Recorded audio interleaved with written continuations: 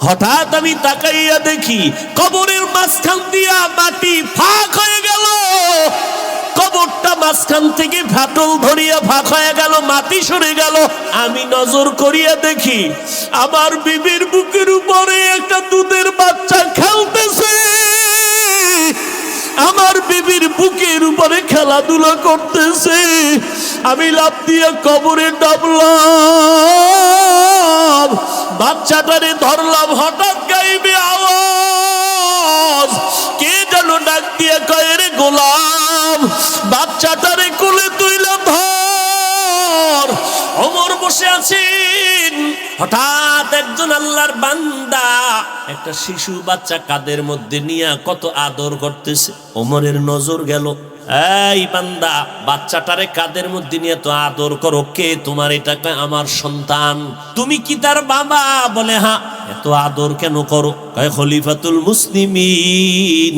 আপনার কি মনে হয়? কয়, আমার অন্তর কলিজা ঠান্ডা। সব মা বাবা যদি এমন হয়ে যাইতো, সমাজে অশান্তি থাকতো না। এটা দেখে বলে, খলিফাতুল মুসলিমিন, এই সন্তান আমার স্বাভাবিক সন্তান না। জমিনের কোথাও আমার এই সন্তান আমি পাই নাই। এই সন্তান আমার কলিজার মাটির নিচের সন্তান। ওমর বলে, মাটির নিচের বাচ্চা তো বুঝলাম না। কয়, খলিফাতুল মুসলিমিন, বেয়াদবি মাফ করলে ঘটনাটা আমি একটু টানতে চাই। কয়, শোনাও। মাটির নিচের বাচ্চা আবার কেমনে পাওয়া যায় এটা তো বুঝলাম না, বুঝো। আল্লাহর বান্দা বাচ্চা কাঁদে নিয়ে চোখের পানি ছেড়ে কাঁদেন আর বলেন, ও খলিফাতুল মুসলিমিন, এই বাচ্চাটারে মাত্র কয়েকদিন আগে আমি হাতের মধ্যে পেয়েছি, ওর মা নাই। এই বাচ্চাটারে এক ফোঁটা দুধও দেওয়ার কোনো কাইফিয়াত আমার মধ্যে নাই। ও খলিফাতুল মুসলিমিন, আমার এই বাচ্চাটা যখন আমার স্ত্রীর গর্ভের মধ্যে ছিল, আমার স্ত্রী নামাজ পড়ে ইবাদত করে, বাহিরে যায় না, পর্দা রক্ষা করে চলে। খলিফাতুল মুসলিমিন, আমার স্ত্রীর গর্ভে যখন বাচ্চাটা কিছুদিন পরেই দুনিয়াতে ভূমিষ্ঠ হবে, এমন সময় খলিফাতুল মুসলিমিনের পক্ষ থেকে আওয়াজ আসলো, যুদ্ধে যাওয়া লাগবে। আমি আল্লাহ পাকের একজন আশিক, আমি পেরেশান হয়ে গেলাম। ডাক আসছে, যেতেই হবে, কি করা যায়? এক কদম সামনে আগাই, আবার পেছনে যাই, চিন্তা করে সামনে আগাই, আবার দুর্বল হয়ে যায়। আমার স্ত্রী এমন নেককারিনী, এমন আল্লাহওয়ালা, এমন আবেদা। আমার স্ত্রীকে রেখে আমি যদি যাই, কে দিবে আমার বিবিকে পাহারা? কেউ নাই। আমার স্ত্রীকে পাহারা দেওয়ার কেউ নাই। অন্তঃসত্ত্বা আমার বিবি, আমি একা রেখে কেমনে যাব যুদ্ধে? আবার চিন্তা করি, আমার মুসলমান ভাই যুদ্ধে গিয়া রক্ত ঝরাবে আর আমি ঘরে আরামে ঘুমায় থাকবো, হতে পারে না। মুসলমান ময়দানে মার খাবে, বেঈমানেরা মারবে আর কাঁদবে, আর আমি আরামে খানা খাবে, এটা হতেই পারে না। ও ওমর খলিফাতুল মুসলিমিন চিন্তায় পেরেশান হয়ে গেল। একদিকে চিন্তা, মুসলমানের কলিজা ফাটা, রক্ত বের হয়ে যাবে, আমি কেমনে ঘরে থাকি। অন্যদিকে চিন্তা, আমার স্ত্রীর গর্ভে বাচ্চা রেখে আমি কেমনে যাই, পাহারা দেওয়ার কেউ নেই। হঠাৎ আমাকে চিন্তা যুক্ত পেরেশান অবস্থায় দেখে আমারে কেউ পরামর্শ দেওয়ার নাই। আমার স্ত্রী আমাকে পরামর্শ দিতেছে, ও স্বামী, এত পেরেশান কেন হয়েছো? বলে, যুদ্ধের ময়দানে ডাক আসছে, কি করব? ওদিকে না গেলে মুসলমান মার খাবে, আমি ঘরে থাকবে, এটা ইমানে বলতে রাজি হয় না, ইমান মেনে নেয় না। আবার তুমি গর্ভধারিণী সন্তানওয়ালা মা, তোমার আমি কার কাছে রেখে যাব? পাহারাদার কেউ নেই। আমার বিবি আমারে সান্ত্বনা দিয়া কয়, রে স্বামী, ওয়া মান ইয়াতাওয়াক্কাল আলাল্লাহ ফাহুয়া হাসবুহ। সেই বান্দা বান্দি আল্লাহর উপরে ভরসা করবে, আল্লাহ তাদের জন্য যথেষ্ট হয়ে যাবে। আমার স্ত্রী আমাকে সান্ত্বনা দিয়া বলে, ও স্বামী আমার, আপনি আমার জন্য দোয়া করবেন, আল্লাহ কুদরতের মাধ্যমে আমাকে হেফাজত করবে, আপনি যান, প্রস্তুতি নেন। খলিফাতুল মুসলিমিন আমার বিবি এরকম সান্ত্বনা দিবে ভাবতেই পারি নাই রে। খলিফাতুল মুসলিমিন ওমর ডাক দিয়ে কয়, রে সেজদায় পড়িয়া শুকর আদায় করিও, এমন একজন নেককারিনী বিবি যদি পাও, কারণ এক হাতে কখনো তালি বাজে না, বিনা বাতাসে পানি নড়ে না। দুই দিকের সম্পর্ক আর মোহাব্বত যদি না থাকে, স্বামী আর স্ত্রীর মন যদি এক জায়গায় না হয়, ওই ঘরে ফুল বাগানে কখনো ফুল ফুটে না। এইবার দোয়া স্বামীরে সান্ত্বনা দিয়া বলে, স্বামী যুদ্ধের ময়দানে যাবেন, কারণ আমাকে পাহারা দেওয়ার থেকে যুদ্ধের ময়দানে আপনার ইমানের দাম বেশি, ইমানের মূল্য বেশি, ইমানের তাকাজা পূরণে যুদ্ধে যান। তবে আপনি আমার জন্য দোয়া করবেন, আল্লাহ যেন হেফাজত করেন, আমি যেন ধৈর্য ধারণ করে থাকতে পারি। আমার স্ত্রী আমাকে সান্ত্বনা দিয়া বলে, আপনি যুদ্ধের ময়দানে যান আর আমার জন্য দোয়া করবেন, আমাদের জন্য আমার আল্লাহ যথেষ্ট। যার কেউ নাই তার আছে আমার আল্লাহ। আমি যুদ্ধের জন্য রেডি হয়ে গেলাম। আমার স্ত্রীর গর্ভে বাচ্চা, আর দুনিয়াতে ভূমিষ্ঠ হওয়ার টাইম প্রায় কাছাকাছি হয়ে গেল। আমি যুদ্ধের জন্য স্ত্রীর সম্মতি নিয়ে রওনা। যাওয়ার বেলায় যখন আমি রেডি হয়ে বিদায় নিব, আহা কেমন স্ত্রী! আমারে হাতটা ধইরেই কয় দাঁড়ান। কই যান? কয় যুদ্ধে যাই। কয় দাঁড়ান। অজু আসেনি? কয় আছে। কয় গাট্টিটা রাখেন, 2 রাকাত সালাতুল হাজাত নামাজ পড়ে আল্লাহর কাছে দোয়া করে যান। আমি নামাজে দাঁড়ায় গেলাম। দাঁড়াইয়া বললাম, ওরে মালিক, তোমার দ্বীনের ঝান্ডা উঁচু করার জন্য যুদ্ধের ময়দানে যাই, তুমি মেহেরবানি করে আমার স্ত্রীর গর্ভের বাচ্চাটারে হেফাজত করিও। দোয়া কইরা মোনাজাত ধরে কান্না করে রওয়ানা। আল্লাহর বান্দা বলে, ওমরে ফারুক খলিফাতুল মুসলিমিন, আমি দোয়া করিয়া যুদ্ধে রওনা হয়ে চলে গেলাম। আল্লাহর হুকুম, আমি যুদ্ধ থেকে গাজী হইয়া কয়েকদিন পরে বাড়িতে রওনা। কিছুদিন হয়ে গেল। বাড়িতে আসার পর বাড়ির আঙ্গিনায় পাওটা রাখা মাত্রই দেখলাম শরীরটা একটা জিমানি দিল। হঠাৎ করে একটা আঘাত লাগলো, কেমন যেন কি যেন হয়ে গেল। আস্তে করে কদম দিয়া ঘরের দরজায় গিয়া দেখি ঘরের দরজায় তালা, ভেতরে আমার কেউ নাই। বারবার সালাম দিলাম, কেউ নাই। আমার পাশে আমার চাচাতো ভাইয়ের ঘর। চাচাতো ভাইকে ডেকে বললাম, কই আমার বিবি কোথায়? আমার ঘরওয়ালারা নাই কেন? আমি ভয় হঠাৎ করে তাকাইয়া দেখি চাচাতো ভাইয়ের চোখের পানিগুলো গাল বেয়ে বেয়ে পড়া শুরু হয়ে গেল। আমি বললাম, কেন কাঁদো? বল আমার বিবি কই? বলে, তুমি যুদ্ধে যাওয়ার পর ওই 1-2 দিন পরে তোমার বিবি দুনিয়া থেকে বিদায় হয়ে গেছে। তাই নাকি? বলে হ্যাঁ। এরপরে আমরা দাফন কাফন করে দিলাম। খলিফাতুল মুসলিমিন ওমর শুনতেছে আর চোখের পানি ছাড়তেছে। আল্লাহর বান্দা ডাকিয়া কয়, খলিফাতুল মুসলিমিন, সন্ধ্যা হলো সময়। আমি আমার চাচাতো ভাইকে বললাম, চল আমার স্ত্রীর কবরটা কই দিছো, একটু জিয়ারত করে আসি, চল। আমার স্ত্রীর কবরের দিকে যখন আমার চাচাতো ভাইকে নিয়ে রওনা, কবরের কিনারায় গিয়া দেখি কবরের ওই পুরা এলাকাটা আলো, নূরের আলো দেখা যায়। অন্ধকার নাই, পুরা আলো।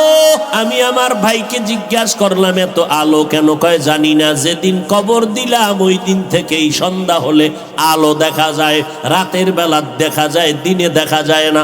আমি এবার কবরের কিনারায় গেলাম, গিয়ে দেখি ঠিক কবরের মধ্যখান থেকে একটা নূরের বাতি, আসমান পর্যন্ত আলো। এইভাবে একটা বাতি ঝলমল করে আলোকিত হয়ে গেল। আমি আমার ভাইকে বললাম, কবর খনন করার হাতিয়ার নেই, আমি কবরটা খনন করে দেখব এই আলো আমার স্ত্রীর কেন।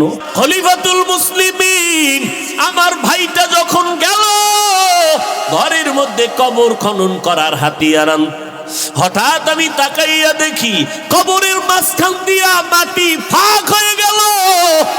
কবরটা মাঝখান থেকে ফাটল ধরিয়া ফাঁক হয়ে গেল, মাটি সরে গেল।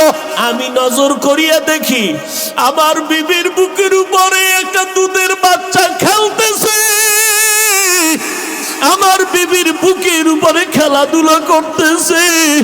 আমি লাফ দিয়ে কবরে নামলাম, বাচ্চাটারে ধরলাম। হঠাৎ গাইবে আওয়াজ, কে যেন ডাক দিয়ে কয়, রে গোলাম, বাচ্চাটারে কোলে তুইলা ধর, তুই তো যুদ্ধের ময়দানে ময়দানে যাওয়ার সময় বইলা গেছিলি নামাজ পড়িয়া, ও আল্লাহ আমার বিবির সন্তানটারে হেফাজত করিও।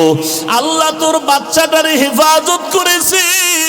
ওই দিন যদি তুই বলতি, ও আল্লাহ তুমি আমার স্ত্রীকেও হেফাজত করিও, তাহলে তোর স্ত্রীটারও তুই জিন্দা পাইতি। তুই তো স্ত্রীর হেফাজতের দোয়া করো নাই, তুই দোয়া করছো স্ত্রীর গর্ভের বাচ্চাটারে হেফাজত করিও। ওই তোর বিবির হায়াত সীমানা শেষ, কবরের ডাক এসে গেছে। কবরে আসার পর তোমার সন্তান প্রসব হয়ে গেছে। ওমরে ফারুক কান্না করে, এই সন্তান কি সেই সন্তান? বলে হ্যাঁ, এটা আমার সেই কবরের নূরের বাতির ঝলমলওয়ালা সন্তান, আমার মালিকের কুদরতের সন্তান। আমি এই সন্তানটারে কোলে নিয়ে দৌড়াইতেছি, কাকে বড় হলে মা বলে ডাকবে? ই কালামে জিন্দা কুরআনে হাকিম, হিকমতে উলা ইয়াজালসতু কদিম, জামিউল ইলম ফিল কুরআনে হাকিম, তাকাসারত আনহু আফহামুর রিজালি। আমি হাফিজুর রহমানকে নাপাক পানির থেকে আজকে পাংশার চেয়ারে বসাইছেন, একজন পেছনে মিস্ত্রি আছে। এই বাইকে কথা বলি, ব্যাটারির চার্জ যায়, ফ্যানের বাতাস দিয়া মেশিনটারে ঠান্ডা করে। এক নাগারে বেশি টাইম চললে গরম হবে, আগুন ধরে যাবে। বিদ্যুতের বাতি জ্বলে, বিল দেওয়া লাগবে, না হয় লাইন কেটে দিবে। আল্লাহর আশিক বান্দা যখন চিন্তা করে, আমার এই জিব্বা নামের মেশিন দিয়া কত কোটি কথা দৈনিক সাপ্লাই হয়। এই জীবনে 40, 50, 60, 70 বছরে জিব্বা নামের মেশিন দিয়া কত হাজার কোটি কথা সাপ্লাই দিলাম। কথা বলতে বলতে অনেক সময় মাথা ব্যথা করে, কান ব্যথা করে, গাল ব্যথা করে, চোখ ব্যথা করে, কপাল ব্যথা করে। আজও পর্যন্ত সেই মেশিন জিব্বা কখনো ব্যথা করে না। এই কথাগুলো কোন মেশিনে সাপ্লাই হইতেছে? ওই মেশিনটা গরম হইলে ঠান্ডা কে করে? ওই মেশিনে তৈল কে লাগায়? পেট্রোল কে দেয়? অকটেন কে দেয়? ওই মেশিনের বিল কে দেয়? চার্জ কে দেয়? মোবাইলে কথা বলি, চার্জ নাই, আবার চার্জ দাও। নেটওয়ার্কের বাইরে নেটওয়ার্ক লাগাও। সিমের মধ্যে টাকা নাই, টাকা ঢুকাও। আমার যে কথা বলার ব্যাটারির চার্জ যায়, আবার চার্জটাকে তৈরি করলেন। ও বান্দা চিন্তা করে করে করে করে যখন চিন্তা করার সাগরে ঢুকে যায়, আশিক তখন খুঁজে পায় তিনি আর কেউ না, তিনি আমার মালিক, তিনি আমার আল্লাহ। আসমানের দিকে তাকাইয়া দেখে এত সুন্দর আসমান, জমিন থেকে 500 বছরের দূর প্রথম আসমান। এত বিশাল আসমানটা 500 বছরের মোটা। এই আসমানের উপরে আরো আবার খালি জায়গা 500 বছরের মহাশূন্য। আবার উপরে দ্বিতীয় আসমান 500 বছরের মোটা। এইভাবে 7টা আসমান। নিচের থেকে কোনো খুঁটিও নাই, উপর থেকে কোনো রশির টানাও নাই। এইভাবে টানাইয়া রাখলেন, সেট করে রাখলেন, নড়েও না, চড়েও না। আবার এইভাবে 7টা জমিন বানাইছেন। এত বিশাল জমিনের নিচে পানি, এর নিচে আবার জমিন, আবার পানি, আবার জমিন, আবার পানি। এই রকম 7টা জমিন বানাইছেন, 7টা আসমান বানাইয়া রাখলেন। এত সুন্দর আসমান, এত সুন্দর জমিন, যিনি বানাইছে তিনি না জানি কত সুন্দর। কণ্ঠ এত সুন্দর দান যিনি করেছেন, যে আমার কণ্ঠ এত সুন্দর করে বানাইছেন, তিনি জানি কত সুন্দর। এইভাবে চিন্তা করে করে করে যখন অন্তরে তামান্না, মুসা নবী মাদায়েন শহর থেকে স্ত্রীকে নিয়ে মিশরের দিকে রওয়ানা। রাস্তার মাঝে শীতের রাত, স্ত্রীর প্রসব বেদনা শুরু হয়ে গেল, বাচ্চা হবে। শীতের মধ্যে কোথায় যাবে? এক জায়গায় বসিয়া দেখে একটু আগুন দেখা যায়, আগুন পাইলেই তো একটু গরম লাগবে, শীতের মধ্যে কষ্ট লাঘব হবে। পয়গম্বর মূসা স্ত্রীকে রেখে বলে, দাঁড়াও, আমি আগুন দেখতেছি, তাড়াতাড়ি গিয়ে আগুনটা নিয়ে আসতেছি। মূসা নবী চলে গেলেন। আগুন আনতে গিয়া যত কাছে যায় আগুন তত পেছনে যায়, তিনি যত সামনে যায় আগুন তত পেছনে ভাগে। মূসা নবীও দৌড়াচ্ছেন, আগুনও পেছনে যাচ্ছে। মূসা নবী সামনে যায়, আগুন পেছনে যায়। যাইতে যাইতে যাইতে যাইতে হঠাৎ করে একটা আওয়াজ হয়ে গেল, ইয়া মূসা ফাখলা'না আলাইকা বিল ওয়াদিল মুকদ্দাসি তুয়া। এই মূসা, তাড়াতাড়ি জুতা দুইটা খুলো, তুমি যেই জায়গায় পাও রাখছো এটা পবিত্র জায়গা, এটা তুর পর্বতের এলাকা, উপত্যকা তুরে সিনা, এটা পবিত্র জায়গা। জুতা দুইটা খুলে ফেল, তাড়াতাড়ি জুতা নিয়ে ঢোকা যাবে না, বেয়াদবি হবে। মূসা নবী বলেন, দুনিয়ার কেউ যদি আওয়াজটা দিত, হয়তো ডান দিক থেকে, না হয় বাম দিক থেকে, না হয় সামন দিক, না হয় পেছন দিক, কিন্তু জুতা খোলার আওয়াজটা যে পাইলাম, চতুর্মুখী একটা আওয়াজ। আমি মূসা চিন্তা করে প্রশ্ন করলাম, আওয়াজটা কে দিলেন? আবার জবাব আসতেছে, আনা রব্বুক, আমি তোমার রব। মূসা নবী বলে, আপনি আমার রব? বলে, হ্যাঁ।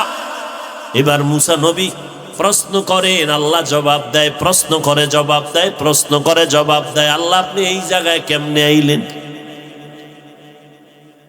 এবার কথা বাড়তেছে, মোহব্বত বাড়তেছে, কথা বাড়তেছে, মোহব্বত বাড়তেছে, কথা বাড়তেছে, মোহব্বত বাড়তেছে। মোহব্বতের এক পর্যায়ে গিয়ে কয়, হে মালিক, এমন কথার মজায় তুমি আমারে মজাইলা, এখন আর মন চায় না পর্দার আড়ালে বসে কথা বলি, পর্দা উঠাইয়া দাও, একটু দেখা দাও, রব্বি আরিনি। या इलाही मुझसे मुझको दूर कर, ताके देखो मुझ में तुझको एक नजर। या इलाही तू मेरा माबूद है, या इलाही तू मेरा माशूक है। এবার অন্তরে তামান্না জাগলো, আল্লাহকে না দেখে যাব না। আল্লাহ কয়, লান তারানি, কখনো তুমি আমারে দেখতে পারবা না। মূসা নবী বারবার আবদার করে, আল্লাহ একটু দেখা দাও। আল্লাহ কয়, দেখার মতো পাওয়ার তোমার চোখের মধ্যে নাই। মূসা নবী সহ্য করতে পারে না। ও আল্লাহ, তোমার কথা এত সুন্দর, না জানি তুমি কত সুন্দর, তোমারে না দেখে আমি যাব না। ওদিকে বিবি বসে আছে, খবর নাই। মাওলা পাকের মোহাব্বত তার অন্তরে গালেব হয়ে গেল। আল্লাহ কয়, দেখতে পারবি না? আল্লাহ কয়, মূসা কয়, না দেখে যাব না। বন্তরে মোহাব্বত গালেব হয়ে গেছে। আল্লাহ কয়, বান্দা যদি আমারে দেখতেই চাও, আগামীকাল আসো, তুর পাহাড়ে আমি একটু সামান্য নূরের তাজাল্লি ছেড়ে দিব। যদি তুমি বরদাস্ত করতে পারো, আমাকে দেখার রাস্তা খুলে যাবে। কারণ দুনিয়াতে দেখার মতো পাওয়ারওয়ালা চোখ আমি কাউরে দেই নাই। হযরত আলী নবীর সাহাবী, 10 বছর বয়সে নবীর হাতে হাত লাগাইয়া হযরত আলী 10 বছর বয়সে কালেমার দাওয়াত গ্রহণ করলেন। নবী আমার আলীকে এত দোয়া করে দিয়েছেন, হযরত আলী এত ইলমের অধিকারী হয়ে গেলেন। মদিনার নবী বলেন, আনা দারুল হিকমা ওয়া আলিয়ুন বাবুহা, আমি হইলাম হিকমতের ঘর, আর আমার আলী হলো সেই হিকমতের ঘরের দরওয়াজা। मेरा एजाज़ो करदन बेहिसाब खल्क़े रादादन जवाबे बासवाब। আল্লাহর নবী হযরত আলীর জন্য দোয়া করে দিলেন। আলী এখন আল্লাহর ইবাদতে এত মনোনিবেশ হয়ে গেলেন, ওযু করার সময় হযরত আলীর চেহারা বিবর্ণ হয়ে যাইত। এই আলী, ওযুর সময় আপনার চেহারাটা কেন বিবর্ণ হয়ে যায়? হযরত আলী ডেকে বলেন, রে ভাই, আমি যখন ওযু করতে বসি আমার অন্তরে ভয়। দুনিয়ার ম্যাজিস্ট্রেট, দুনিয়ার বিচারপতির সামনে দাঁড়াইতে মানুষ ভয় পায়, আর আমার মালিকের দরবারে দাঁড়াইতে কেন ভয় লাগবে না? আমি যখন ওযু করি অন্তরে ভয় লাগে, আমি মালিকের দরবারে যাচ্ছি, দাঁড়াবো, হাজিরা দিতে যাই, মালিকের দরবারে দাঁড়াইয়া সামান্য বেয়াদবি হলে আমার জীবন ধ্বংস হয়ে যাবে। এই ভয়টা অন্তর থেকে আমার শরীরের মধ্যে এটা বের হয়ে যায়। হযরত আলী আল্লাহর এত আমলওয়ালা পাগল। একজনে জিজ্ঞাসা করে, আলী তুমি কার ইবাদত করো? হযরত আলী বলেন, আমি আমার মালিক আল্লাহর ইবাদত করি। জিজ্ঞাসা করে, তুমি আল্লাহর ইবাদত করো, বলো আল্লাহকে দেখছো নি? হযরত আলী ডেকে বলে, রে ভাই, আমি আলী এমন আল্লাহর ইবাদত করি না যেই আল্লাহকে আমি আলী দেখি না। আমি আলী এমন আল্লাহর ইবাদত করি না যে আল্লাহকে আমি দেখি না। আমি আল্লাহকে দেখে দেখে দেখে দেখে আমি আল্লাহর ইবাদত করি। মদিনার নবী বলেন, আনতা আবুদাল্লাহ কাআন্নাকা তারাহ ফাইন লাম তাকুন তারা ফাইন্নাহু ইয়ারাক।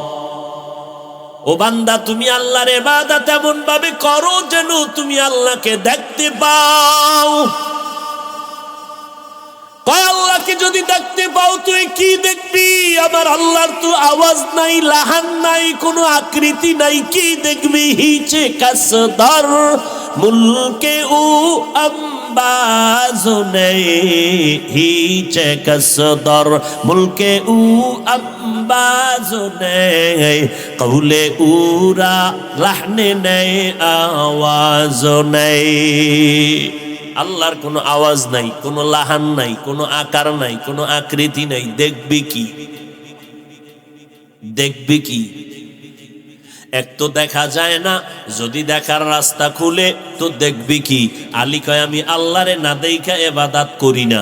ওদিকে নবী কয় হাদিসে জিবরাইলে, বান্দা তুমি আল্লাহর ইবাদত এমন ভাবে করো যেন তুমি আল্লাহরে দেইখা দেইখা ইবাদত করো। ও আল্লাহর নবী, এক তো আল্লাহরে দেখা যায় না, যদি দেখা করি তো আল্লাহরে দেখবো কি? আওয়াজ নাই, লাহান নাই, কিছুই নাই। কয় বান্দা, এটা অনুভব করার জিনিস, এটা ভাষা দিয়া বোঝানোর জিনিস না। তেরা আয়না আলো মে রঙ্গ বুহে, जिधर दिखता हो उधर तू ही तू है। तेरा आईना आलो में रंग बू है, जिधर दिखता हो उधर तू ही तू है।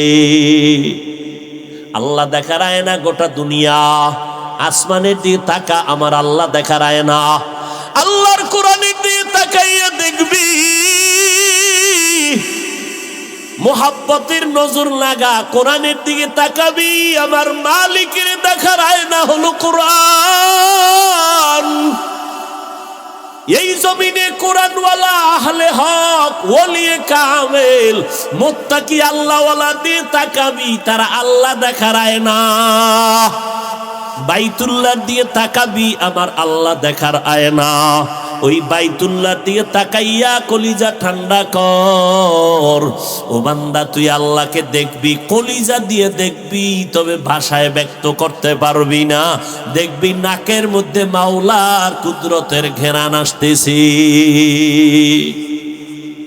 तू दिल में तू आता है समझ में नहीं आता, तू दिल में तू आता है समझ में नहीं आता, बस जान लिया मैं तेरे पहचानो यही है, बस जान लिया मैं तेरे पहचानो यही है। আমার আল্লাহ পাক সম্মান দেওয়ার মালিক, রিজিক দেওয়ার মালিক, সূর্য চালানোর মালিক, বাতাস দেওয়ার মালিক কে? আমার আল্লাহ। ওই আল্লাহকে চিনো? আমার আল্লাহ কেমন? চেহারা এত সুন্দর করে বানাইছে, এমন সুন্দর চেহারা দুনিয়াতে আর কারোটাই বানায় নাই। নজর করে দেখ, একই মায়ের গর্ভ থেকে 5টা ভাই বোন আসছি, 3 জন বোন 2 জন ভাই, 3 জন ভাই 2 জন বোন। নজর করে দেখ, একজনের চেহারার সাথে অন্যের মিল নেই, কণ্ঠের সাথে অন্যের কণ্ঠ মিল নাই। এমন কি সারা দুনিয়ার মানুষ যদি এক জায়গায় জমা করো, তাকাইয়া দেখ, কারো আঙ্গুলের টিপের সাথে জমিনে আর কারো আঙ্গুলের টিপ মিলবে না। কাদের কুদরত দাদি বার কামাল, আন্তা রব্বি আন্তা হাসবি জুল জালাল, তুহি কাদের জলিলুল্লাহ জাহাদার, বহর হালে তুহি মেরা নেগাহদার।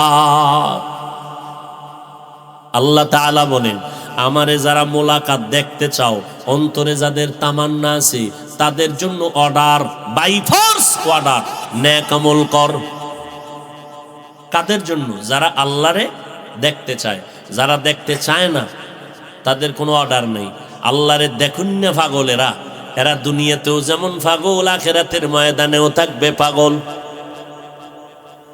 দুনিয়াতেও তারা পাগল, আখিরাতের ময়দানে তারা পাগল।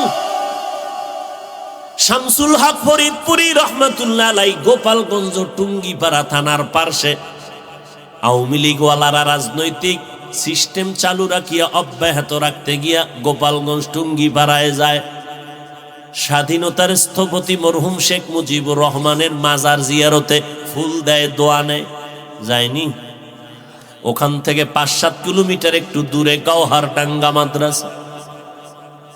জগতের শ্রেষ্ঠ আল্লাহওয়ালা শামসুল হক ফরিদপুরি রহমাতুল্লাহ আলাইহি, এত বড় আল্লাহর ওলি, দুনিয়াদারেরা তার সামনে যাইতে বড় কাঁপতে থাকতো ভয়ে, অথচ তার হাতে অস্ত্র নাই। এরপরও কেন ভয় পায়? মান কানা লিল্লাহ কানাল্লাহু লাহ। যারা আমার আল্লাহর গোলাম হয়ে যাবে, দুনিয়ার সব তাদেরকে ভয় করতে থাকবে। পেছনে পেছনে বহু বাহাদুরেরা বলে, অমুকের শেষ করব, অমুক হুজুরের বিরুদ্ধে এই করব সেই করব। যখন সামনে দাঁড়ায় যায়, কথা বলার শক্তি হারিয়ে ফেলে। হরকে দারত খৌফে হক দর দিল মদগম, জন্নতুল মাওয়া দেহদ উরা মকাম, জুজবা হকচি জে মখাজ ইনসুজা, ফজলে উ আমস্ত দর জুমলা জাহা। আল্লাহরে দেখতে মনে চায়নি? কঠিন বিষয়, চাপাবাজি করেন না, দিল থেকে বলেন, আসলে মনে চায়নি? আল্লাহর যারা আশেক পাগল, এরা দুনিয়াতেও দৌড়ায়, খালি দৌড়ায় দৌড়ায়, আল্লাহরে তালাশ করে, এরা আল্লাহর পাগল।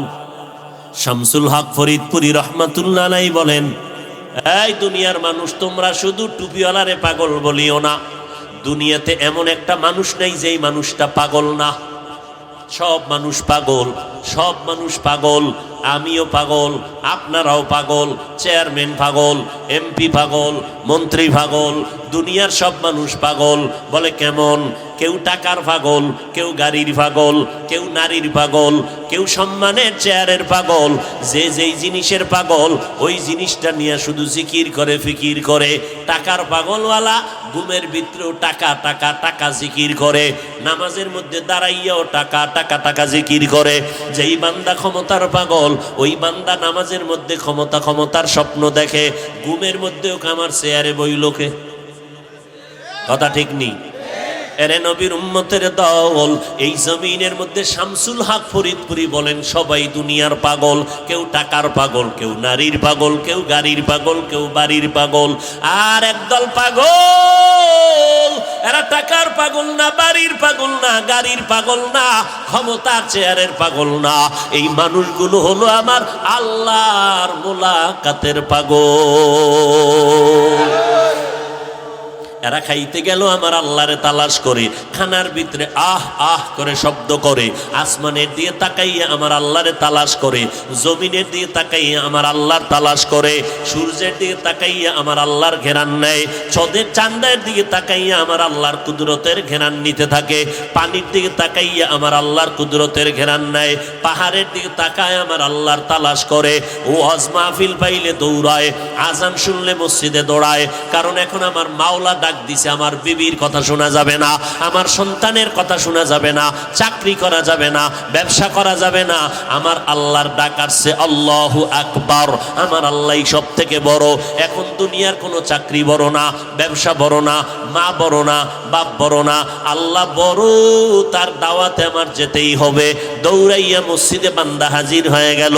এই যে পাগলগুলো কিয়ামতের ময়দানে এরা পাগলের মতো দৌড়াবে আর বলবে, ও দয়ার মালিক, হিসাব টিসাব বুঝি না, কখন তোমার সাথে মোলাকাত হবে, একটু রাস্তা খুইলা দাও।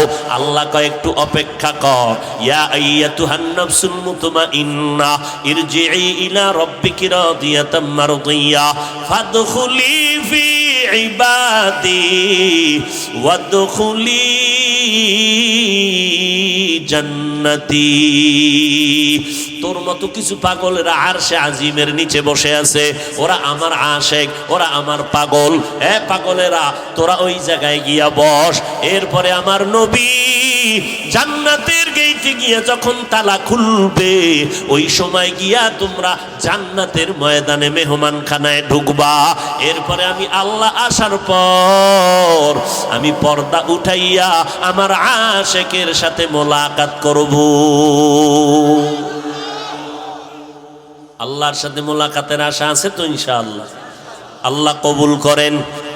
যারা আল্লাহর সাথে মোলাকাতের আশা, আল্লাহর অর্ডার হলো বান্দা বাই ফোর্স অর্ডার, নেক আমল করো। কি আমল? নেক আমল। মদিনার নবী কয় কি পরিমাণ আমল করবা?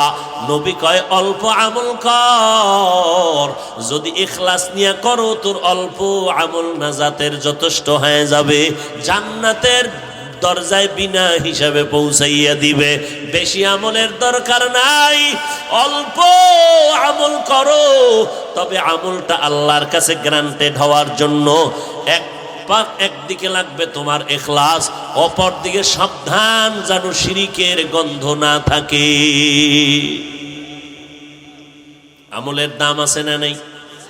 একজন সাহাবী, নবীর একজন সাহাবী ঘটনা বর্ণনা করেন।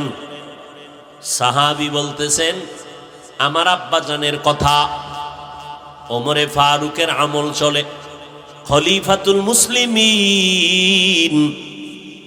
যেই ওমরে ফারুকের দেখলে শয়তান পর্যন্ত রাস্তা দিয়া পালিয়ে যায়। কেমন একটা মানুষ চিন্তা করেন, শয়তান ফালাইয়া যায়, কেমন ভয়। আর আমগো পাংশার একজন চালাক বাঙালি কয়, হুজুর শয়তান আমারও দেখলে ফালায়। কেন? কয় ওর থেকে বড় শয়তান আমি। ওমরেরও দেখলে শয়তান পালায়, আর আপনারও শয়তান দেখলে পালায়। কয় আমার এই এলাকায় দরকার নাই, আমার যত আকামের কাজ এই মহাপণ্ডিত চালায় যাইতেছি। আমি তারে খেলাফত দিয়ে দিলাম, তুমি আকাম করতে থাকো, আমার আসার দরকার নেই, আমি বিজি আছি, অন্য এলাকায় যাই। ওমর বসে আছেন, হঠাৎ একজন আল্লাহর বান্দা একটা শিশু বাচ্চা কাদের মধ্যে নিয়ে কত আদর করতেছে। ওমরের নজর গেল, এই বান্দা, বাচ্চাটারে কাদের মধ্যে নিয়ে তো আদর করো, কে তোমার? এটা কয় আমার সন্তান। তুমি কি তার বাবা? বলে হ্যাঁ। এত আদর কেন করো? কয় খলিফাতুল মুসলিমিন। আপনার কি মনে হয়? কয় আমার অন্তর কলিজা ঠান্ডা। সব মা বাবা যদি এমন হয়ে যাইতো, সমাজে অশান্তি থাকতো না। তা ডেকে বলে খলিফাতুল মুসলিমিন, এই সন্তান আমার স্বাভাবিক সন্তান না, জমিনের কোথাও আমার এই সন্তান আমি পাই নাই। এই সন্তান আমার কলিজার মাটির নিচের সন্তান। মাটির উপরের না নিচের? কথা কয় না। একজনে কয় বাচ্চা একটা পাইছে, ভাইয়ে কয় তুমি এত আদর করো কেন? কয় না মিয়া, এটা আমি ঘরে পাই নাই। কই পাইছি? কয় ট্রাকের তলে। কোথায় পাইছি? ট্রাকের নিচের সন্তান। বলে কেমনে পাইলা? কয় ময়মনসিংহ থেকে ঢাকা আসার রাস্তা, হাইওয়ে রোড, 4 লাইনের পথ, সেকেন্ডের মাথায় গাড়ি দৌড়ায়। হঠাৎ করিয়া 3 জন মানুষ রাস্তার পারে দাঁড়ায় গেল, এপার থেকে ওপার যাবে, মাঝখানে কন্যা সন্তান, এক পার্শ্বে বাবা, এক পার্শ্বে মা। 3 জনের হাতে হাতটা লাগাইয়া যখন রাস্তা পাড়ি দেওয়ার জন্য বিশ্ব রোডে কয়েকটা কদম দিয়ে সামনে গেল। সামনে কদম দেওয়ার পর মাঝ বরাবর যাওয়ার পরে না ওপার যেতে পারলো না এপার যেতে পারলো, ট্রাক দ্রুত গতিতে এসে চাপ মারলো। কয়েক মাস আগের এই ঘটনা রে বাবা। ময়মনসিংহ এলাকায় ট্রাকের চাপে মা মারা গেল, বাবাও মারা গেল, কন্যাটাও মারা গেল। কিন্তু আল্লাহ পাকের কুদরত, ওই মহিলার গর্ভে ছিল একটা বাচ্চা। ট্রাকের চাপে পড়ে বাচ্চাটা বের হয়ে গেল, মা মারা গেল, কন্যা মারা গেল, ওই কন্যা বাবা মারা গেল, 3 জন কেউ নাই। কিন্তু গর্ভ থেকে বাচ্চাটা বের হয়ে গেল ট্রাকের চাপে পড়ে। আজও পর্যন্ত সে বাচ্চাটা এখনো জিন্দা। কত মানুষ গেল, বাচ্চাটারে আমারে দে, আমি বাচ্চাটারে লালন পালন করি। কত টাকা চাও নে, এটা মাওলার কুদরতের। কত মজার একটা বান্দি পেয়ে গেছি, আমারে দিয়া দাও। মা মারা গেল, কন্যা মারা গেল, বাবায় মারা গেল, কিন্তু গর্ভের বাচ্চাটারে কে বাঁচায় রাখলেন? ওই বাচ্চাটা সামান্য একটু হালকা আঘাত পেয়েছে হাতের মধ্যে। এই বাচ্চা একদিন বড় হয়ে যাবে। বড় হইয়া যাওয়ার পরে যখন দেখবে ওর মতো বাচ্চারা ডাইনে বামে আম্মু আম্মু কয়ে ডাকে, আব্বু আব্বু বলে ডাক দেয়, তখন বাচ্চাটার কলিজার মধ্যে পার মারবে, ধাক্কা দিবে, আমার আব্বু কই, আমার আম্মু কই? আমারে তো কোনো আব্বু এসে কোলে নিল না, আমারে তো কোনো মা এসে কোলে নেয় না, আমি কি এতিম? আমারে কে দিবে মায়ের আদর, কে দিবে বাবার আদর? ওই বাচ্চাটা এতিম। ওমর ডাক দিয়া কয়, ও বাবা, তুমি কাদের মধ্যে সন্তানটা নিয়ে কেন এত আদর দাও? কয় এটা জমিনের উপরের কোনো সন্তান না, এটা মাটির নিচের বাচ্চা আমার। ওমর বলে, মাটির নিচের বাচ্চা তো বুঝলাম না। কয় খলিফাতুল মুসলিমিন, বেয়াদবি মাফ করলে ঘটনাটা আমি একটু টানতে চাই। কয় শোনাও, মাটির নিচের বাচ্চা আবার কেমনে পাওয়া যায় এটা তো বুঝলাম না, বুঝাও। আল্লাহর বান্দা বাচ্চা কাঁদে নিয়ে চোখের পানি ছেড়ে কাঁদেন আর বলেন, ও খলিফাতুল মুসলিমিন, এই বাচ্চাটারে মাত্র কয়েকদিন আগে আমি হাতের মধ্যে পেয়েছি, ওর মা নাই। এই বাচ্চাটারে 1 ফোঁটা দুধও দেওয়ার কোনো কাইফিয়াত আমার মধ্যে নাই। ও খলিফাতুল মুসলিমিন,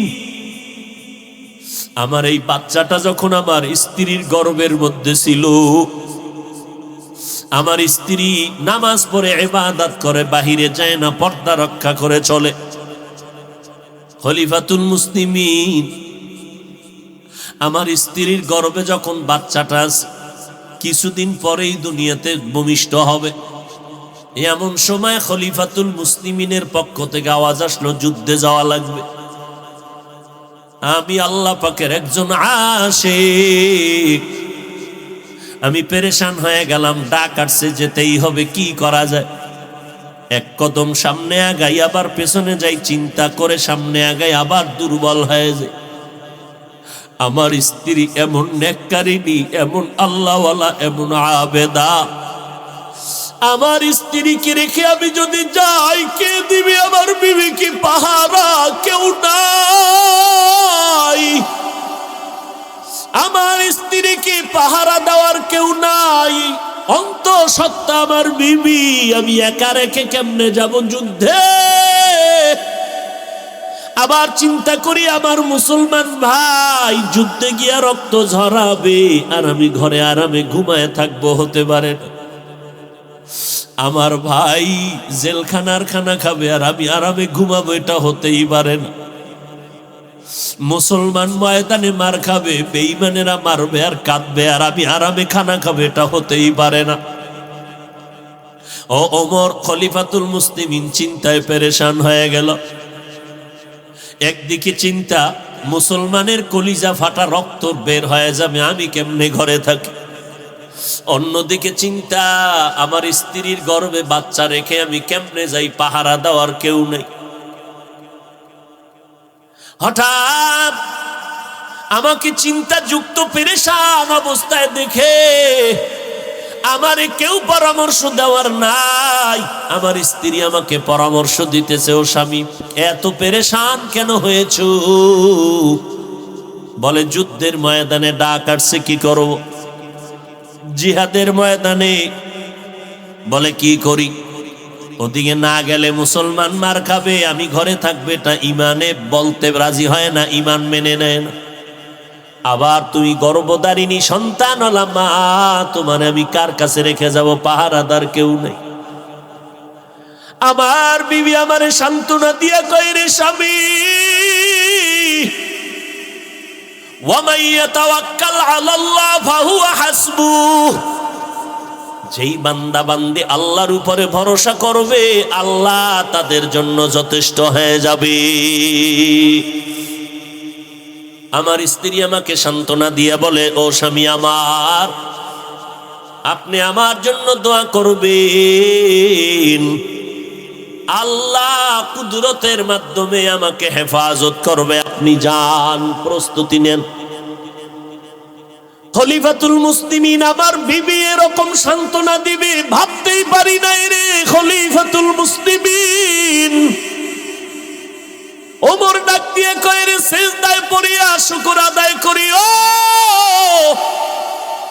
এমন একজন নেককারিনী বিবি যদি পাও, কারণ এক হাতে কখনো তালি বাজে না, বিনা বাতাসে পানি নড়ে না।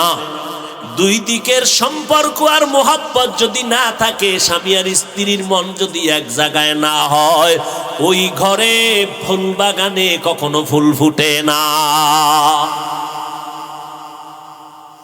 কত স্বামীরা নামাজ পড়তে চায়, স্ত্রী পড়তে দেয় না। এরে পর্দার আড়ালের আম্মা জানেরা, ও আম্মা জান, মাইকের আওয়াজ শুনতেছেন? আপনারা নবীদের মা, সাহাবায়ে কেরামের মা, আউলিয়ায়ে কেরামদের মা, খাজা মঈনুদ্দিনের মা, বড় পীর আব্দুল কাদের জিলানীর মা, আবু বকর, ওমর, ওসমান, আলীর মা। আপনারা আয়েশার মতো নারী, খাদিজা রাদিয়াল্লাহু আনহার মতো নারী, ফাতেমা রাদিয়াল্লাহু আনহার মতো নারী।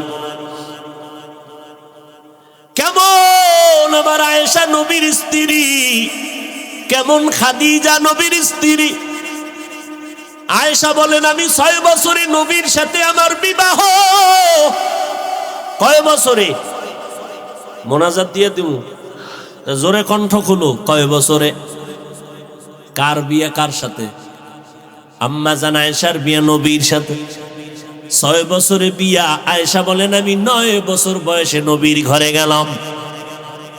18 বছর বয়স যখন হয় আমার নবী বিদায় নিয়ে চলছেন। আমি আয়েশার 18 বছর, আমার নবী নাই, নবী বিদায়। আমি নবীর ঘর করলাম মাত্র কয় বছর গেছে, হিসাব গেছে বুঝলে 6 বছর। এমন ভিড়া দরকার। 6 বছরে বিয়া, 9 বছরে নবীর ঘরে আসছে, 18 বছরে নবী বিদায়, তাহলে ঘর করলেন মাত্র 9।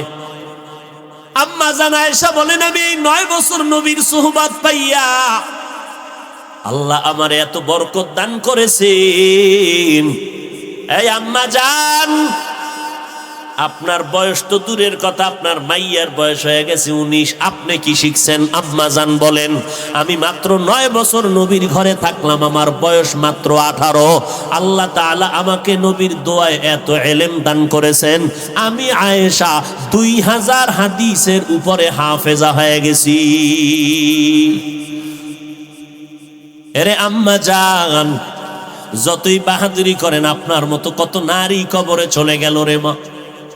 আপনি সন্তান পাইয়া আনন্দে আনন্দে পাংশা মার্কেট ঘুরেন আর কোন দোকানে কি আছে লিস্টি করেন। আরে আম্মা জান, আপনার জীবনে আমলের লিস্টি কি করলেন? কবরে গেলে সাদা কাপনের প্যাকেটটা বানাইয়া যখন নিবে, ওই কবরে গিয়া কি জবাব দিবেন হিসাব করছেন নিরে মা? আম্মা জান আয়েশার মাত্র 18 বছর বয়সে 2000-এর উপরে হাদিসের হাফেজা হয়ে গেল। এরে আম্মা জান, আপনার স্বামী নামাজ পড়বে, স্বামী ওয়াজ মাহফিলে যাবে, আম্মা জান আপনি সহ্য করতে পারেন না। আপনার তো দরকার ছিল আমার স্বামী ইবাদত করবে, ব্যবসা করবে, চাকরি করবে, আপনি ঘরের মধ্যে থেকে দোয়া করবেন আল্লাহ আমার স্বামীকে তুমি হেফাজত করো, আমার স্বামীর কামাই রুজিতে বরকত দাও, আমার স্বামী যেন কখনো হারাম খায় না। ঘরের মধ্যে যদি আসতো, আপনার স্বামী মাসে বেতন পায় কত? কয় 20,000 টাকা। যেই মাসে দেখতেন 21,000 টাকা নিয়ে ঘরে ঢুকছে, আম্মা জান আপনাকে প্রশ্ন করা দরকার ছিল, এ স্বামী আমার 20,000 টাকা বেতন 1,000 বাড়লো কেন? এইভাবে যদি জিজ্ঞাসা করতেন, যদি জানতেন আপনার স্বামী হারাম খায়, আপনি যদি স্বামীর মনটা গরম না দেখিয়া নরম ভাবে বুঝাইতেন, স্বামী হারাম টাকা খাইয়া শান্তি পাওয়া যাবে না, তোমার সন্তান মানুষ হবে না, হারাম টাকা দিয়া সন্তানের লালন পালন করলে ওই সন্তানের জেহেন ভালো হবে না, ব্রেন ভালো হবে না, বুদ্ধি ভালো হবে না, সভ্য সন্তান হবে না, ওই সন্তান মা বাবার খেদমত করবে না। ও স্বামী, তোমার পায়ে দইরা বলি, তুমি হারাম খাইও না, তুমি হারাম টাকা ঘরে ঢুকাইও না, অন্য দিক দিয়ে তুমি যা করো করো, কিন্তু সন্তানের হারাম টাকা ঢুকাইও না, আমার পেটে হারাম টাকা ঢুকাইও না। একজন মা যথেষ্ট একজন স্বামীকে জান্নাতি বানানোর জন্য। আম্মা জান কেমন নারী? কোরআনওয়ালা নারী, ভালো বাবার সন্তান। এরে আম্মা জান, এইবার দোয়া স্বামীরে সান্ত্বনা দিয়া বলে, স্বামী যুদ্ধের ময়দানে যাবেন, কারণ আমাকে পাহারা দেওয়ার থেকে যুদ্ধের ময়দানে আপনার ইমানের দাম বেশি, ইমানের মূল্য বেশি, ইমানের তাকাজা পূরণে যুদ্ধে যান। তবে আপনি আমার জন্য দোয়া করবেন, আল্লাহ যেন হেফাজত করেন, আমি যেন ধৈর্য ধারণ করে থাকতে পারি। বলবো আর একটু সামনে, আল্লাহ কবুল করেন। আমল কিছু করছেন? কোনো আমল নাই, টুকটাক যা করছেন তাও ভাবসাবের কারণে শেষ, আমলের খবরই নেই। আবার কত বড় নিমুখ হারাম কয়, সবাই জান্নাতে গেলে জাহান্নামে যাবে কারা? এরকম কপাল পরা আছে না নাই? অথচ একটা নেকের টানে বাবা জাহান্নামে যাবে, সন্তানের হাতে জান্নাতের মালা পরবে। কথা ঠিক নি? জিন্দেগি মে বন্দেগি তু করনা হে,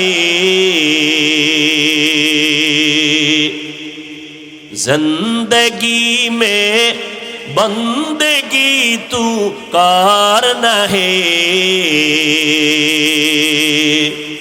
जिंदगी बे बंदगी शर्मिंदा है जिंदगी बे बंदगी शर्मिंदा है आए थे हम कुछ न कुछ खरीदने को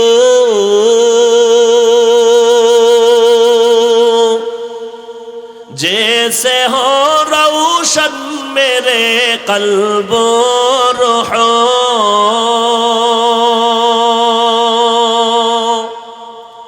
आए थे हम कुछ न कुछ खरीदने को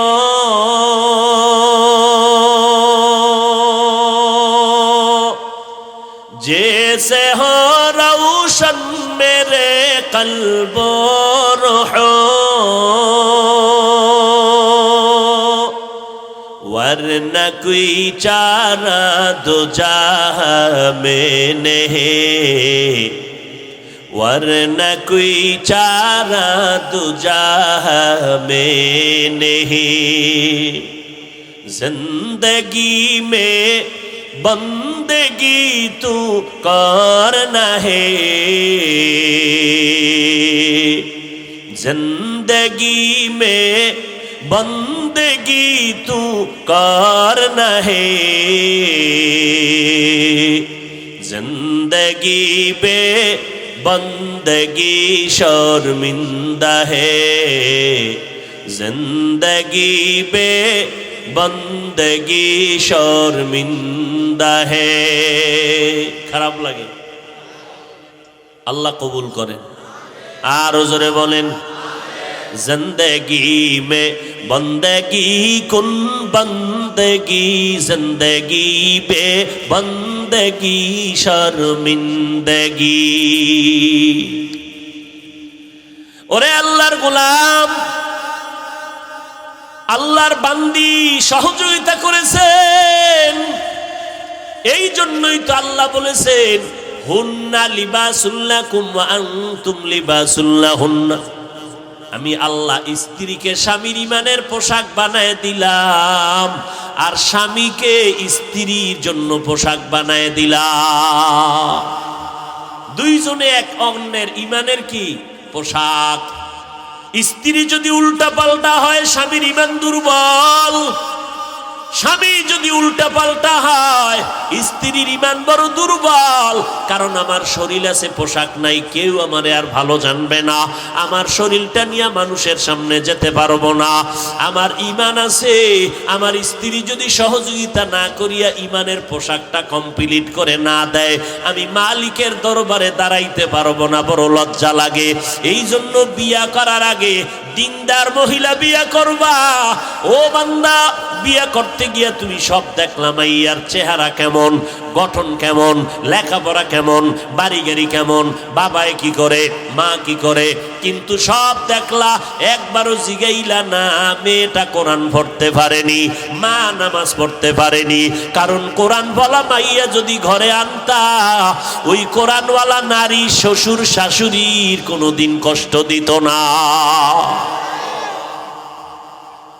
স্কুলের মেয়ে আনো দুঃখ নাই কলেজের মেয়ে বিয়া করো দুঃখ নাই তবে কোরআনওয়ালা কন্যা ঘরে আনিও কারণ এইটাই তোমার জীবনের সংসার সাজায় দিবে আখিরাতটারেও সাজায় দিবে তোমার স্ত্রী কথা ঠিক নেই আজকে বয়ানে আসছি দৌড়ের উপরে আসি দৌড়ের উপরে 5টা মিনিট বাসায় সময় দিতে পারি না যাইতে যাইতে ফজর হয়ে যাবে সাহারি খাইয়া ঘুমাবো বৃহস্পতিবার কালকে রোজার দিন মায়ার নবী সোমবার আর বৃহস্পতিবার রোজা রাখতেন এত কষ্ট করি দৌড়াই দৌড়াই ঘুম নাই খানা নাই তারপরও পাক্কা নিয়ত করেছি ও আল্লাহ তুমি তৌফিক দাও মরার আগ পর্যন্ত এই রোজা কখনো নষ্ট জানো না হয়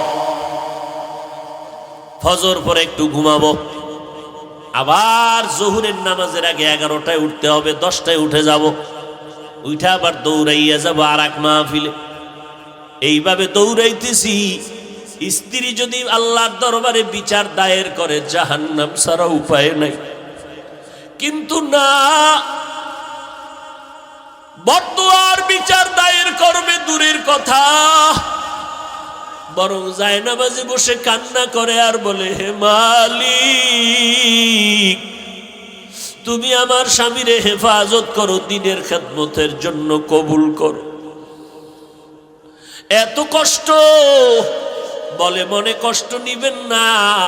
সব সময় চলতে ফিরতে আল্লাহর জিকির করবেন, দরুদ পড়বেন, ঘর নিয়ে টেনশন নাই, আল্লাহর কাছে হেফাজত। ওরে নবীর উম্মতেরা, স্ত্রী যদি সহযোগিতা না করে স্বামী একা এক ইসলামের লাইনে আগাইতে পারে না।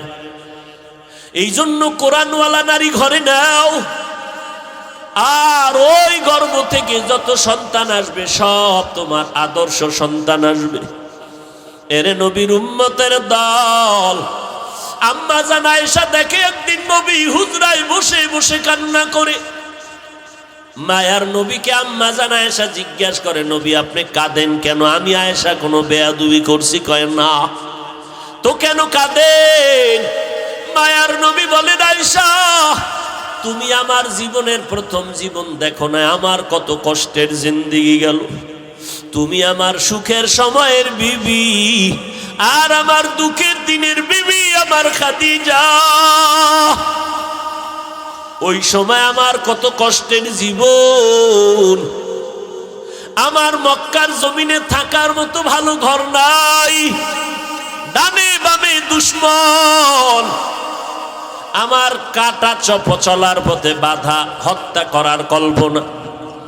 আমি হেরা গুহায় গিয়া সপ্তাহে সপ্তাহ মাওলার মোহব্বতে ধ্যানে কাটাইতাম। ওই সময় আমার খাদিজা, দুইজন স্বামী বিদায়ের পরে তৃতীয় স্বামী আমি মুহাম্মদের গ্রহণ করল। ওই খাদিজা মক্কার মধ্যে বড় ধনী নারী, টাকা পয়সার অভাব নাই। ওই খাদিজা মহিলা মানুষ, পাথরওয়ালা জমিন, হেরা গুহার পাহাড়ে উঠতে কোনো সিঁড়ি নাই। এখন তো হাজি সাহেবরা সিঁড়ি দিয়া ওই হেরা গুহায় যায়, উপরে দোকান আছে, পানি আছে, বিস্কুট আছে। নবীর জমানায় কিছুই নাই, পাথরওয়ালা জমিনের জঙ্গল। আমার নবী বলেন, আমি সপ্তাহে সপ্তাহ ওই গুহায় বৈশা বৈশা আমার মাওলার ধ্যানে সময় কাটাইতাম। আর আমি দাঁড়াইয়া মাওলার ঘরটারে নজর করে দেখতাম। মাঝে মাঝে দেখতাম আমার খাদিজা মহিলা হইয়া ওই পাহাড়টা বে উঁচু পাহাড়ে উঠিয়া ওই খাদিজা আমার কাছে নাস্তা নিয়ে হাজির হয়ে যাইত। ওই খাদিজা, আমি 40 বছরের পরে যখন কোরআন পাইলাম, দাওয়াতের জন্য মানুষের দ্বারে দ্বারে দৌড়ানো শুরু করলাম। রাতের বেলা ঘরের দরজায় এসে হালকা করে সালাম দিতাম, আসসালামু আলাইকুম ইয়া আহলাল বাইত। সালামটা দেওয়া মাত্র শুরু, শেষ না হওয়ার আগে দেখি খাদিজা দরজা খুলে দাঁড়ায় আছে। আমি জিজ্ঞাসা করলাম, খাদিজা আপনি কি রাতে ঘুমান নাই? খাদিজা বলে, আল্লাহর কসম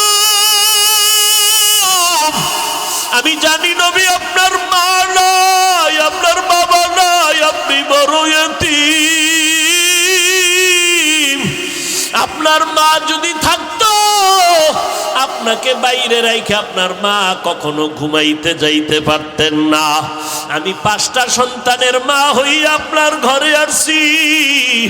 আমি 2 স্বামী বিদায়ের পরে আপনাকে আমি গ্রহণ করেছি রে নবী। আমি যদি ঘুমাইয়া যাই আর আপনি যদি দাওয়াত দিয়া ঘরের দরজায় এসে দাঁড়াইয়া কষ্ট পান, আমার নবী কষ্ট পাইলে আরশে আজিম পর্যন্ত ধাক্কা লেগে যাবে। ও মায়ার নবী, আল্লাহর কসম আপনি যতক্ষণ পর্যন্ত ঘরে আসেন না, আমি খাদিজা দাঁড়াইয়া থাকি, একটা সেকেন্ডের জন্য বালিশে মাথা লাগাইয়া ঘুমাই না। আমার নবী কাঁদে, ও গো আয়েশা, ওই খাদিজার কথা যখন আমার মনে পড়ে, চোখের পানি আমি ধরে রাখতে পারি না। আমার শিয়াবে আবু তালিবের মধ্যে পাহাড়ের চিপার মধ্যে আমার 3 বছরের মতো আমার বংশের লোকেরা গৃহবন্দী করে রাখছে। আমি মুহাম্মদের খানা দেয় না, রুটি দেয় না, পানির লাইনও বন্ধ।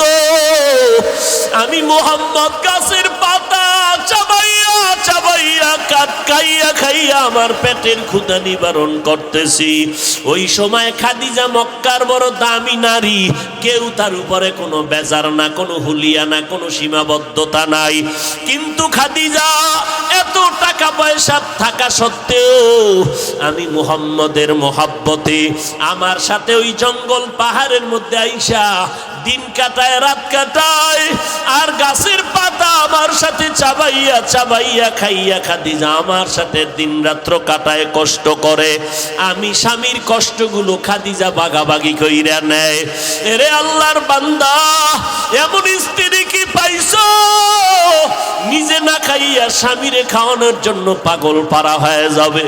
ওরে স্বামী কামাই কইরা ঘরে আনে, ওই স্বামীরে যদি একটু আরামের খানা দিতে না পারি তো কে দিবে? ওরে মা বোনেরা, তোমরা যদি স্বামীকে মূল্যায়ন করো, তোমার ফ্যামিলি সবাই স্বামীরে সম্মান করবে। আমার নবী বলেন, আল্লাহকে ছাড়া অন্য কাউকে যদি সেজদা করা হালাল হইতো, আল্লাহ মহিলাদেরকে বলতেন স্বামীর কদমে সেজদা করো। যেহেতু সেজদা করা হারাম, এই জন্য আল্লাহ অর্ডার করেন নাই। ও নারীর দল, স্বামীর খেদমত করো, স্বামীর মাল হেফাজত করো। ওমরে ফারুকের সামনে আল্লাহর বান্দা দাঁড়ানো মনে আছে? আল্লাহর বান্দা দাঁড়াইয়া বলে, আমার স্ত্রী আমাকে সান্ত্বনা দিয়া বলে, আপনি যুদ্ধের ময়দানে যান আর আমার জন্য দোয়া করবেন, আমাদের জন্য আমার আল্লাহ যথেষ্ট। যার কেউ নাই তার আছে আমার আল্লাহ। স্ত্রী সান্ত্বনা দেওয়ার পরে স্বামী খুশি না বেজার? এরে আল্লাহর বান্দারা, আল্লাহর বান্দি সান্ত্বনা দেওয়ার পরে আল্লাহর বান্দা বলে, আমি যুদ্ধের জন্য রেডি হয়ে গেলাম। আমার স্ত্রীর গর্ভে বাচ্চা, আর দুনিয়াতে ভূমিষ্ঠ হওয়ার টাইম প্রায় কাছাকাছি হয়ে গেল। আমি যুদ্ধের জন্য স্ত্রীর সম্মতি নিয়ে রওনা। যাওয়ার বেলায় যখন আমি রেডি হয়ে বিদায় নিব, আহা কেমন স্ত্রী! আমারে হাতটা ধইরেই কয় দাঁড়ান। কই যান? কয় যুদ্ধে যাই। কয় দাঁড়ান। অজু আসেনি? কয় আছে। কয় গাট্টিটা রাখেন, 2 রাকাত সালাতুল হাজাত নামাজ পড়ে আল্লাহর কাছে দোয়া করে যান। আমি নামাজে দাঁড়ায় গেলাম।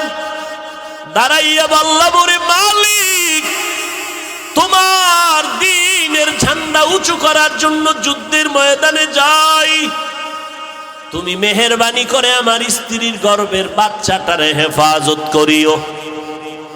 দোয়া কইরা মোনাজাত ধরে কান্না করে রওয়ানা। আল্লাহর বান্দা বলে, ওমরে ফারুক খলিফাতুল মুসলিমিন, আমি দোয়া করিয়া যুদ্ধে রওনা হয়ে চলে গেলাম। আল্লাহর হুকুম, আমি যুদ্ধ থেকে গাজী হইয়া কয়েকদিন পরে বাড়িতে রওনা। কিছুদিন হয়ে গেল। বাড়িতে আসার পর বাড়ির আঙ্গিনায় পাওটা রাখা মাত্রই দেখলাম শরীরটা একটা জিমানি দিল। হঠাৎ করে একটা আঘাত লাগলো, কেমন যেন কি যেন হয়ে গেল। আস্তে করে কদম দিয়া ঘরের দরজায় গিয়া দেখি ঘরের দরজায় তালা, ভেতরে আমার কেউ নাই। বারবার সালাম দিলাম, কেউ নাই। আমার পাশে আমার চাচাতো ভাইয়ের ঘর। চাচাতো ভাইকে ডেকে বললাম, কই আমার বিবি কোথায়? আমার ঘরওয়ালারা নাই কেন? আমি ভয় হঠাৎ করে তাকাইয়া দেখি চাচাতো ভাইয়ের চোখের পানিগুলো গাল বেয়ে বেয়ে পড়া শুরু হয়ে গেল। আমি বললাম, কেন কাঁদো? বল আমার বিবি কই? বলে, তুমি যুদ্ধে যাওয়ার পর ওই 1-2 দিন পরে তোমার বিবি দুনিয়া থেকে বিদায় হয়ে গেছে। তাই নাকি? বলে হ্যাঁ। এরপরে আমরা দাফন কাফন করে দিলাম। টেলিফোনেরও ব্যবস্থা নাই। আমরা তাড়াতাড়ি ভাবির কবরের আয়োজন করে দিলাম। জানাজা কমপ্লিট, কবরে দাফন হয়ে গেল। খলিফাতুল মুসলিমিন ওমর শুনতেছে আর চোখের পানি ছাড়তেছে। তারপরে কি হইল? আল্লাহর বান্দা ডাকিয়া কয়, খলিফাতুল মুসলিমিন, সন্ধ্যা হলো সময়। আমি আমার চাচাতো ভাইকে বললাম, চল আমার স্ত্রীর কবরটা কই দিছো, একটু জিয়ারত করে আসি, চল। আমার স্ত্রীর কবরের দিকে যখন আমার চাচাতো ভাইকে নিয়ে রওয়ানা, কবরের কিনারায় গিয়া দেখি কবরের ওই পুরা এলাকাটা আলো, নূরের আলো দেখা যায়, অন্ধকার নাই, পুরা আলো। আমি আমার ভাইকে জিজ্ঞাসা করলাম, এত আলো কেন? কয় জানি না, যেদিন কবর দিলাম ওই দিন থেকেই সন্ধ্যা হলে আলো দেখা যায়, রাতের বেলা দেখা যায়, দিনে দেখা যায় না। খলিফাতুল মুসলিমিন ওমর, আমি এবার কবরের কিনারায় গেলাম, গিয়ে দেখি ঠিক কবরের মধ্যখান থেকে একটা নূরের বাতি, আসমান পর্যন্ত আলো, এইভাবে একটা বাতি ঝলমল করে আলোকিত হয়ে গেল।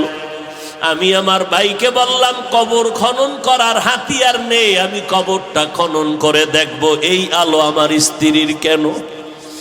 আমার স্ত্রী তো আলো পাওয়ার কথা, ঠিক আছে, কারণ আমার বিবি নামাজ কাজা করে না, আমার সাথে কখনো বেয়াদবিমূলক আচরণ করে না, আমার চোখের দিকে তাকাইয়া আমার বিবি কখনো কথা বলে না, আমার কথা মানার চেষ্টা করে, আমি ধর্মের কাজ করতে গেলে বাধা দেয় না, বরং সহযোগিতা করে, বুদ্ধি দেয়, ধৈর্য ধারণ করে। খলিফাতুল মুসলিমিন আমার ভাইটা যখন গেল ঘরের মধ্যে কবর খনন করার হাতিয়ার আনতে, হঠাৎ আমি তাকাইয়া দেখি কবরের মাঝখান দিয়া মাটি ফাঁক হয়ে গেল, কবরটা মাঝখান থেকে ফাটল ধরিয়া ফাঁক হয়ে গেল, মাটি সরে গেল। আমি নজর করিয়া দেখি আমার বিবির বুকের উপরে একটা দুধের বাচ্চা খেলতেছে, আমার বিবির বুকের উপরে খেলাধুলা করতেছে। আমি লাফ দিয়ে কবরে নামলাম, বাচ্চাটারে ধরলাম, হঠাৎ গাইবে আওয়াজ, কে যেন ডাক দিয়ে কয়, রে গোলাম, বাচ্চাটারে কোলে তুইলা ধর, তুই তো যুদ্ধের ময়দানে যাওয়ার সময় বইলা গেছিলি নামাজ পড়িয়া, ও আল্লাহ আমার বিবির সন্তানটারে হেফাজত করিও। আল্লাহ তোর বাচ্চাটারে হেফাজত করেছেন, ওই দিন যদি তুই বলতি, ও আল্লাহ তুমি আমার স্ত্রীকেও হেফাজত করিও, তাহলে তোর স্ত্রীটারও তুই জিন্দা পাইতি। তুই তো স্ত্রীর হেফাজতের দোয়া করো নাই, তুই দোয়া করছো স্ত্রীর গর্ভের বাচ্চাটারে হেফাজত করিও। ওই তোর বিবির হায়াত সীমানা শেষ, কবরের ডাক এসে গেছে, কবরে আসার পর তোমার সন্তান প্রসব হয়ে গেছে। ওমরে ফারুক কান্না করে, এই সন্তান কি সেই সন্তান? বলে হ্যাঁ, এটা আমার সেই কবরের নূরের বাতির ঝলমলওয়ালা সন্তান, আমার মালিকের কুদরতের সন্তান। আমি এই সন্তানটারে কোলে নিয়ে দৌড়াইতেছি, কাকে বড় হলে মা বলে ডাকবে? ও পাঞ্চার মুসলমানেরা, কয়দিন আর বাহাদুরি করবি? ওই দুনিয়া কিছুই না রে বাবা, আল্লাহর মোহব্বত নিয়ে তওবা করো, নেক আমল করো, নেক আমল অল্প করবা, মাওলার কাছে অল্প আমল যথেষ্ট হবে নাজাতের জন্য। এরে যুবকেরা, ওই মা বাবার দোয়া নিয়ে সামনে আগাও। ও আল্লাহর বান্দারা, মনে করিও না নিজের কামালিয়া তার বাহাদুরি নিয়ে তুমি চলবা। আমলের লাইনে যত আগাও, অন্যের দোয়া ছাড়া কাজ হবে না। স্ত্রীর দোয়া স্বামীর জন্য, স্বামীর দোয়া স্ত্রীর জন্য, ভাই ভাইয়ের জন্য দোয়া, সন্তানের জন্য মা বাবার দোয়া। দোয়া বড় ইবাদতের মগজ। ও আল্লাহর বান্দারা, ওয়াজের প্যান্ডেলে বসছো, কত আল্লাহর বান্দা মা হারা বাবা হারা হইয়া বসলো, কত বান্দা মোনাজাতে কান্না করে, তোমার আমার চোখে কেন পানি নাই? গুনার কারণে আল্লাহ বেজার। এরে আল্লাহর বান্দা, ওই আল্লাহ বেজার হওয়ার কারণে আমার চোখে পানি আসে না রে বাবা। অথচ আল্লাহর নবী বলেন, চোখের পানি ছেড়ে কান্না করো, যদি কান্না না আসে কান্নার বাহানা করো, কারণ জাহান্নামী হইয়া কবরে যাইও না। আমার আল্লাহর মোলাকাতের নিয়ত যদি হয়, নেক আমল করো, মা বাবার খেদমত করে দোয়া নাও, ওলামায়ে কেরামের সংস্রবে গিয়া দোয়া নাও, আমল শুরু করে দাও। নেক আমল ছাড়া তোমার কবরে নাজাত নাই, হাসরে নাজাত হবে না। ওই কবরে কে পীর, কে মুরিদ, কে বক্তা, কে শ্রোতা, কে ইমাম, কে মুক্তাদি কোনো প্রশ্ন হবে না। ওই কবরে প্রশ্ন হবে, রবের পরিচয় দাও, ধর্মের পরিচয় দাও, রাহমাতুল লিল আলামিনের পরিচয় দাও। রবের পরিচয় নাও, ইবাদত করো, আমল করো। আর উলামায়ে কেরামদের কাছে গিয়া মাওলার পরিচয় নিয়ে আমল শুরু করো। এখনো যারা করতে পারো নাই, কোন দিন কবরে ডাক আসবে জানা নাই রে বাবা। এই জীবনে কত যুবকের লাশ কবরে রাখলাম, ওই কবরে গুনাহ নিয়ে গেলে উপায় নাই। আজকে বক্তা হইয়া বয়ান করি, কত ভক্ত, কত মোহাব্বতের মানুষ আমার ডানে বামে অভাব নাই, কিন্তু আমার এই বক্তাগিরির ভাব আজরাইল আসা পর্যন্ত। আজরাইল যখন জানটা নিয়ে যাবে, আমার আপনজনেরা বেলেট দিয়া গেঞ্জি কেটে কেটে রাখিয়া দিবে, তিনটা সাদা কাপড়ের প্যাকেট বানাইয়া অন্ধকার কবরে রাখিয়া সবাই বিদায় হয়ে চলে যাবে। ওই কবরে তিনটা প্রশ্নের জবাব নবী বলেন, যদি দিতে পারো কবর হবে রওজাতুম মির রিয়াজিল জান্নাহ, আর জবাব যদি দিতে না পারো কবর হবে হুফরাতুম মিন হুফারিন নার। এরে আল্লাহর বান্দা, এই দুনিয়ায় যারা আল্লাহর পরিচয় নিয়ে নেক আমল করবে, গোলামি করবে, তারা জবাব দিতে পারবে। আল্লাহর অর্ডার হবে, কবর জান্নাতের বিছানা দিয়া শান্তির ব্যবস্থা করে দাও। নবীজি বলেন, যারা দুনিয়াতে আল্লাহর ইবাদত করবা না, নেক আমল করবা না, ওই কবরে যদি গুনাহ অবস্থায় যাও, আজকে মানুষ আমাকে কত সম্মান করে, আলেম বলে, কত মোহাব্বত, কিন্তু জানে না আমি কত বড় গুনাহগার। এরে বান্দা, যদি আল্লাহর কাছে এই ছোট আমল কবুল হয়ে যাইতো, সাহাবায়ে কেরাম এত আমলের পরেও কেন জীবনভর কান্না করলেন? আমার নবীর কোনো গুনাহ নাই, তারপরেও কান্না করলেন। অতএব সেই হিসাবে তোমার আমার কি পরিমাণ কান্না দরকার। চোখে যদি পানি না আসে, মাওলাকে বলো, হে মালিক, গুনার কারণে দিলটা পাথর, দিলটা নরম করে দাও, কান্নাওয়ালা চক্ষু দান করো। ওই কবরে গিয়া জাহান্নামের আগুন সইতে পারবো না, মাটির চাপ সহ্য করতে পারবো না। আল্লাহর কাছে তওবা করো রে যুবক। তোমার মতো যুবকরা আর্মি, পুলিশ, বিডিআরে চাকরি করে, এক বেলার নামাজও বাদ দেয় না।